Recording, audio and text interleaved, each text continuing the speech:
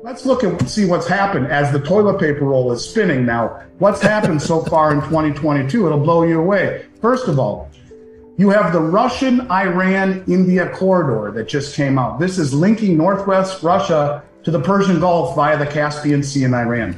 Everyone else has to go all the way around, but the countries who are in the group get to cut through, right? You have Turkey, Egypt, and Saudi Arabia announced that they are contemplating joining the BRICS nations. Now, if you say publicly you're contemplating, it's a done deal. These countries are moving away from the Western alliances and they are joining the BRICS. And Saudi Arabia, did I mention Saudi Arabia? Yes, Saudi Arabia is joining the BRICS nations. You had Turkey come out and say they want to ditch the dollar for payments in Russian energy. And they've purchased 75 tons more gold in the first 7 months of the year than any central bank on the planet. They are the largest accumulators of gold. Turkey, who's just said they're going to join the BRICS nations and wants to ditch the dollar for Russian energy, they are leading the way in 2022 on gold purchases. You have now 147 countries on the Belt Road, including all of the 13 OPEC countries. All of them are on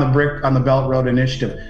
6 of the 13 BRICS nations, or 6 of the 13 OPEC countries have already joined BRICS or are in process of joining. The 7th, United Arab Emirates, just joined the BRICS Bank. And now you have Russia and China standing arm in arm on a stage a month ago saying they are announcing a new world reserve currency. At the same time, you have gold leaving the COMEX market at the fastest monthly rate ever. You have silver, on the other hand, being massively drawn down through the London Metals Exchange to the smallest amount ever in recorded, ever since they had started keeping track of the amount of silver on the LME, and you have over 100 million ounces of silver taken out of SLV by the authorized participants. So you see massive accumulation of gold and silver off the exchanges taking possession. So let's put all of this together, right? So what does it all mean when put together? And let's think about the Great Reset. How do you get a Great Reset? Well, first, you blow up asset prices to all-time highs. And then at the lowest interest rates in human history. And then you incentivize the world to find a back door because you watch what just happened to the Russians, who 85% of the world is saying, well, you're still okay to trade with because they don't like the way the West has handled things. So they're all coalescing in this nation, 147 countries on the Belt Road. All of these countries on the BRICS nations, which amount to 90% of human population, all of this together. And think of the fallacy of composition. All of these countries, one by one, can't stand up to the US. You put them all together and they will dominate the US. So how does it all blow up? Why do you own gold and silver? Why? Remember, gold was classified the only tier 1 asset in the world next to US dollars. Remember, the biggest money in the world, the central banks, the commercial banks, the sovereign wealth funds, the family offices, they're all buying it. They're all taking it off the exchanges, removing counterparty risk. You can see the drawdown from all of the major exchanges. How does this all blow up? Simple. Saudi Arabia joins the BRICS nations. Every OPEC producing country, all 13 of them are on the Belt Road. They all sit on a stage with their arms around each other on a Sunday night here in the States, Monday morning somewhere in China or in Russia or wherever this meeting is. And Saudi Arabia says, hey, US, thank you. It's been a hell of a ride. We appreciate it. As you know, we are being now protected by China and Russia. In fact, we struck a joint military cooperation agreement the day you pulled out of Afghanistan the way you did.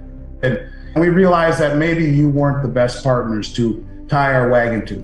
You know, you sent over President Biden to beg for oil. He didn't beg for oil. He hasn't even gone to Mexico or the Texas-Mexico border. He came and asked us to not join the BRICS nations. But we've decided after contemplation that, hey, you know what? It's in our best interest, and all of OPEC, who is on the Belt Road, that we're going to open up energy purchases in other currencies, including the yuan, the rupee, the ruble, maybe euro, gold, and dollars. Like that, it's over. Because what happens? Every country on the planet who has had to own dollars since 1974, dumps them. And if you ever saw the moving Trading Places, where one Duke brother says to the other Duke brother, sell, Mortimer, sell, because everyone will start dumping dollars. As the dollar collapses, that's pillar number one, the dollar value collapses. What happens when those dollars collapse and hit the US shores? Hyperinflation. What happens as an adverse reaction of hyperinflation? Interest rates spike. You have to have higher interest rates to compensate for the loss of purchasing power. There's your villain. There is now, was it intended? Did they know this would happen? When everyone dumps dollars and Saudi Arabia and OPEC say, thanks for the memories, folks, and everyone dumps dollars and interest rates spike, stocks, bonds, real estate at the same time collapse along with the dollar. The four pillars of wealth in this country, stocks, bonds, dollars, and real estate, will all collapse as interest rates spike and as the dollar is globally dumped. And this is your great reset. This is how fragile the system truly is. And this is why you own precious metals. It is not to get rich, it's because we are on the cusp, I believe, of a change. Now, remember we talked about 75% of human population understanding on the Belt Road this new digital yuan. Well, what is the digital yuan? To me, it is a beta test.